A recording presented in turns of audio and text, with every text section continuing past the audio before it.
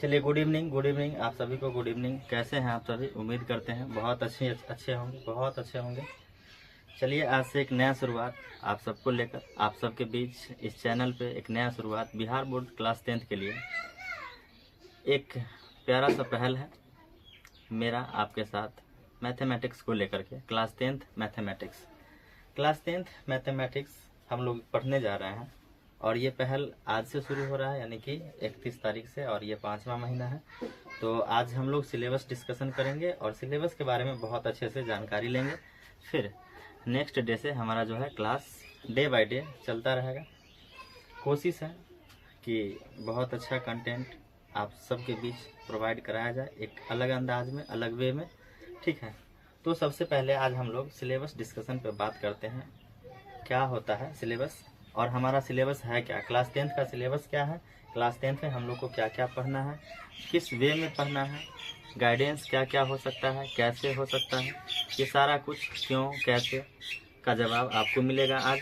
Class 10th आज हम लोग पढ़ेंगे क्लास 10th, और वो भी कौन सा सब्जेक्ट? मैथ। शुरुआत हम मैथमेटिक्स से कर रहे हैं, शुरुआत मैथमेटिक्स से होगा, मैथ से होगा। फिर आगे चल के रिस्पॉन्स बेटर रहा तो फिर साइंस भी पढ़ाया जाएगा। ठीक है, मैथ्स और हम लोग जो बुक फॉलो करेंगे उस बुक का नाम है एनसीईआरटी बुक को फॉलो करेंगे। अदरवाइज आप अदर बुक से भी बना सकते हैं, सॉल्व कर सकते हैं क्वेश्चन। ऐसा कंटेंट आपको मिलेगा कि आप किसी और भी बुक, भारतीय भवन हो या फिर और भी कोई बुक हो, आप उसको बना सकते हैं। ठीक है, चलिए सिलेबस डिस्कशन में हम लोग जानेंगे एनसीईआरटी बुक हमारा है कैसा। तो ये हमारा क्लास 10th का एनसीईआरटी बुक है, ऐसा बुक। ठीक है, इस बुक में कौन कौन से चैप्टर हैं, इस चैप्टर के बारे में हम लोग जानेंगे। तो पहला चैप्टर है, उस चैप्टर का नाम है वास्तविक संख्याएं। ये पहला चैप्टर है, वास्तविक संख्याएं। दूसरे चैप्टर का नाम जो है उसका नाम है बहुपद। तीसरे चैप्टर का जो नाम है वो है दो चर वाले रैखिक समीकरण युग्म। दो चर वाले रैखिक समीकरण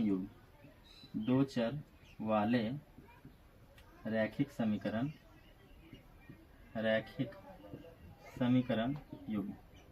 ये 3rd नंबर चैप्टर है। पहला चैप्टर वास्तविक संख्या है, दूसरा बहुपद, और ये तीसरा चैप्टर दो चर वाले रैखिक समीकरण। और फिर चौथा चैप्टर जो है उस चैप्टर का नाम है द्विघात समीकरण।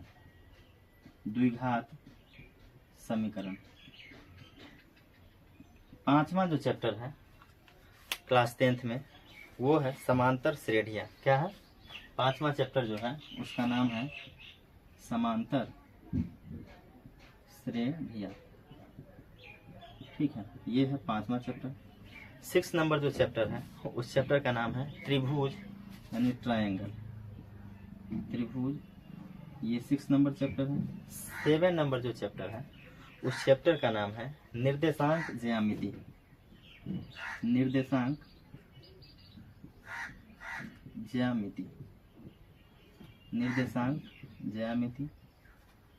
8वीं नंबर जो है चैप्टर उसका नाम है त्रिकोणमिति का परिचय। ये मोस्ट एमपीवीआई चैप्टर है, त्रिकोणमिति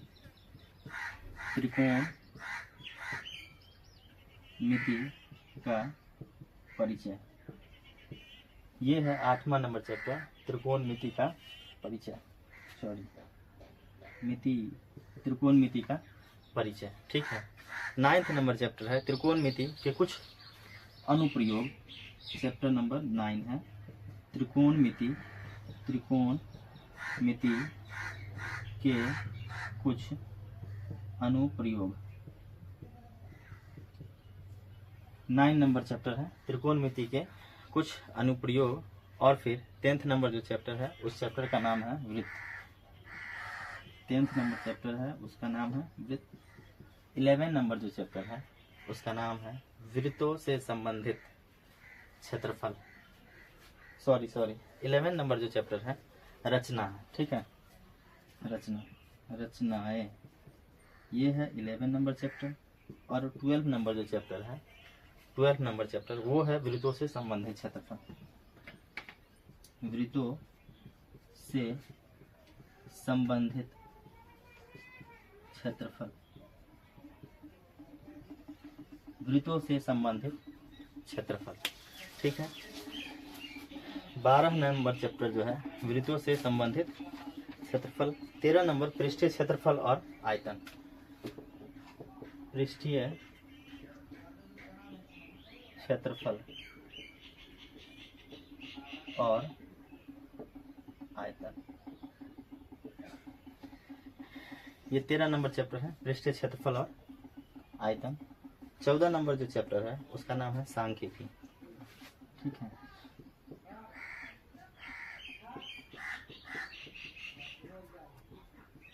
और लास्ट नंबर जो 15 नंबर चैप्टर है उसका नाम है प्रायिकता। प्रायिकता। ठीक है। तो ये 1 से लेकर 15 तक की जो चैप्टर है वो बोर्ड पर लिख दिया गया है। ठीक है। तो 1 से लेकर हमारे एनसीईआरटी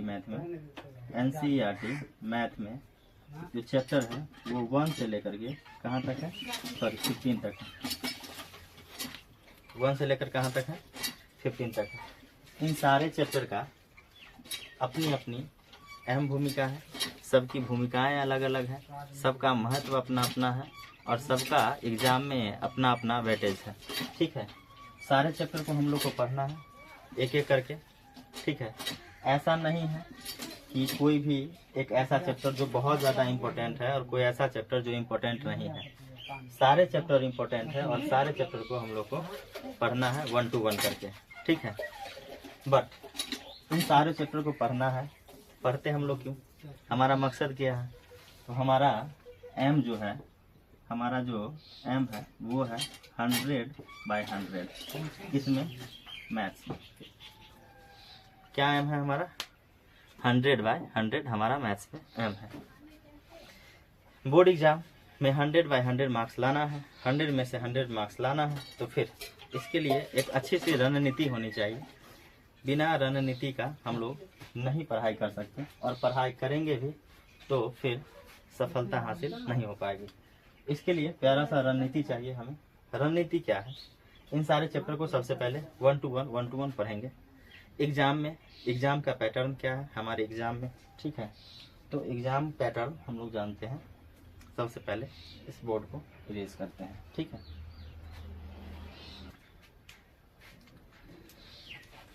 चलिए, हम लोग बात कर रहे थे किस पे, तो पढ़ना हम लोग को क्यों है। तो हमारा जो एम है वो होना चाहिए 100 मार्क्स। 100 मार्क्स होना चाहिए मैथमेटिक्स में। ये हमारा एम है। आपका भी एम होना चाहिए। ठीक है। क्योंकि एग्जाम तो आप ही देंगे, मार्क्स तो आप ही को लाना है, हमारा काम है पढ़ाना। ठीक है। तो एम होना चाहिए ये हमारा। फिर हम लोग पहले जान लेते हैं एग्जाम पैटर्न क्या है। ठीक है। एग्जाम पैटर्न क्या है? एग्जाम पैटर्न क्या है, कैसे पूछे जाते हैं प्रश्न, कैसे कैसे प्रश्न आते हैं। और देखिए, मैथ्स ये हमारा सब्जेक्ट है। ये कितने मार्क्स का होता है? 100 मार्क्स का होता है। और क्वेश्चन जो पूछे जाते हैं ये दुगुने क्वेश्चन पूछे जाते हैं।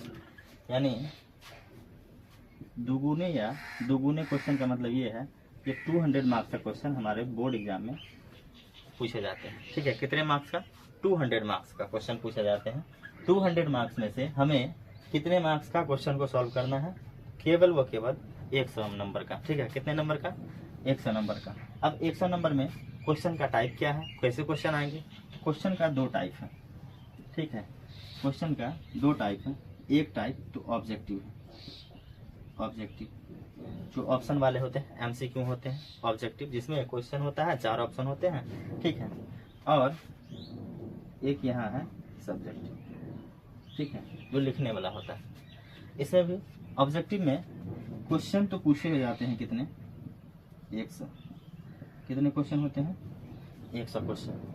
100 क्वेश्चन होते हैं। 100 क्वेश्चन में से आपको जो आंसर देना होता है वो किसी भी 50 क्वेश्चन का आंसर देना होता है। किसी भी 50 क्वेश्चन का, यानी 100 क्वेश्चन पूछा गया है बिहार बोर्ड में, तो आपको कितने क्वेश्चन का जवाब देना है सिर्फ और सिर्फ 50 क्वेश्चन का।